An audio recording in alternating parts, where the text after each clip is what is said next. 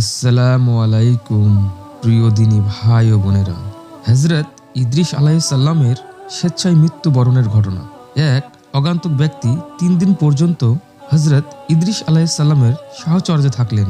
তার আচরণ লক্ষ্য করে হযরত ইদ্রিস আলাইহিস সালাম এর মনে সন্দেহ জেগে উঠল যে এই ব্যক্তি নিশ্চয়ই কোনো মানুষ নয়। অতএব তিনি বললেন, আল্লাহর কসম, আপনি আপনার প্রকৃত পরিচয়টা বলুন। সেই অজ্ঞাতকটি বলল, আমি কোনো মানুষ নয়, আমি একজন আল্লাহর ফেরেশতা। আমার নাম মালাকুল মউত বা আজরাইল। হযরত ইদ্রিস আলাইহিস সালাম বললেন, আপনি কি দুনিয়ার যাবতীয় প্রাণীর জান কবজ করিয়া থাকেন? মালাকুল মউত বললেন, হ্যাঁ। হযরত ইদ্রিস আলাইহিস সালাম বললেন, তবে মনে হয় আপনি আমার জান কবজ করতে এসেছেন। জবাবে মালাকুল মউত বললেন, না, আপনার সাথে ভ্রাতৃত্ব স্থাপন করতে এসেছি। আমার একান্ত বাসনা আপনিও আমার এই প্রস্তাবে রাজি হবেন। হযরত ইদ্রিস আলাইহিস সালাম বললেন, আমি আপনার সাথে এক শর্তে ভ্রাতৃত্ব স্থাপন করতে রাজি। যদি আপনি আমাকে এখনই একবার মৃত্যুর স্বাদটা উপভোগ করান, তাহলে আমার অনেক উপকার হতো। মৃত্যুর ভয়ে আমি বেশি বেশি করে আল্লাহর ইবাদত করতে পারতাম। মালাকুল মউত বললেন, আল্লাহর অনুমতি ছাড়া আমি এ কাজ করতে পারি না। আল্লাহ এখনো আপনার জান কবজ করার হুকুম আমাকে দেননি। হযরত ইদ্রিস আলাইহিস সালাম বললেন, আপনি আল্লাহর নিকট অনুমতি চেয়ে নিন। মালাকুল মউত আল্লাহর নিকট অনুমতি চাইলেন। আল্লাহ তাআলা তাকে অনুমতি দিয়ে দেন এবং অনুমতি পেয়ে মালাকুল মউত হযরত ইদ্রিস আলাইহিস সালামের জান কবজ করলেন। জান কবজ করার পর মালাকুল মউত বা আজরাইল আলাইহিস সালাম পুনরায় আল্লাহর কাছে প্রার্থনা করলেন যে হযরত ইদ্রিস আলাইহিস সালামের জান ফিরিয়ে দেওয়ার জন্য। আল্লাহ তাআলা তার প্রার্থনা কবুল করলেন।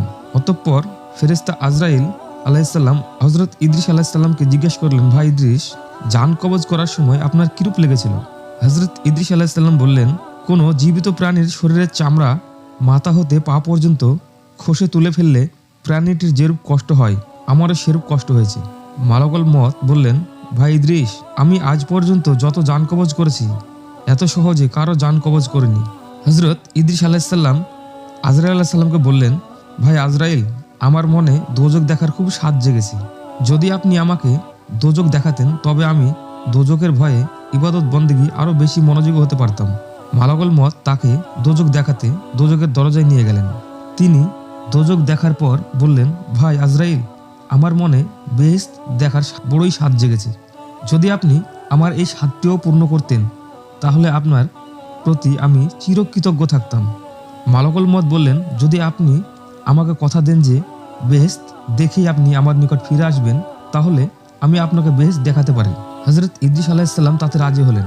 মালাকুল মউত তাকে বেহেশত দেখাতে নিয়ে গেল।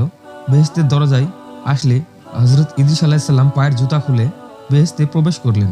তিনি কিছু সময় বেহেশতে ঘোরাফেরা করলেন। এরপর তিনি মালাকুল মউতের কাছে ফিরে এসে নিজের প্রতিশ্রুতি রক্ষা করলেন। পরক্ষণেই তিনি এক দৌড়ে আবার বেহেশতে ঢুকে গেলেন। মালাকুল মউত তাকে ডেকে বলল, ভাই ইদ্রিস, আপনি আবার বেহেশতে ঢুকলেন কেন? তাড়াতাড়ি বেরিয়ে আসুন, আমি আপনাকে আবার পৃথিবীতে পৌঁছে দেব। হযরত ইদ্রিস আলাইহিস সালাম বেহেশতের ভিতর থেকে জবাব দিলেন, ভাই আজরাইল, আল্লাহ তাআলা ইরশাদ করেছেন, প্রত্যেক প্রাণী একবার মৃত্যুর স্বাদ গ্রহণ করবে এবং একবার দোজখ না দেখে কেউ বেহেশত যেতে পারবে না। আমি তো একবার মৃত্যুর স্বাদ গ্রহণ করলাম এবং দোজখও দেখলাম, তারপর বেহেশত হতে বের হয়ে আপনাকে দেওয়া প্রতিশ্রুতিও রক্ষা করলাম। অতএব এখন আমি আর বেহেশত হতে বের হব না, আপনি আপনার কাজে চলে যেতে পারেন। মালাকুল মউত হযরত ইদ্রিস আলাইহিস সালামের জবাব শুনে কর্তব্য স্থির করতে না পেরে দাঁড়িয়ে রইলেন। আল্লাহ তাআলা তখন হযরত আজরাইল আলাইহিস সালামকে লক্ষ্য করে বললেন, আজরাইল, ইদ্রিসকে বেহেশতে থাকতে দাও, তার ভাগ্যে আমি এইরূপ ঘটনায় লিপিবদ্ধ করে রেখেছিলাম। অতঃপর হযরত ইদ্রিস আলাইহিস সালাম মহাসুখে বেহেশতে বসবাস করতে লাগলেন। সুবহানাল্লাহ। আশা করি ভিডিওটি যদি ভালো লেগে থাকে, চ্যানেলটিকে সাবস্ক্রাইব করুন এবং পাশে থাকুন। সবাই ভালো থাকবেন, সুস্থ থাকবেন। খোদা হাফেজ।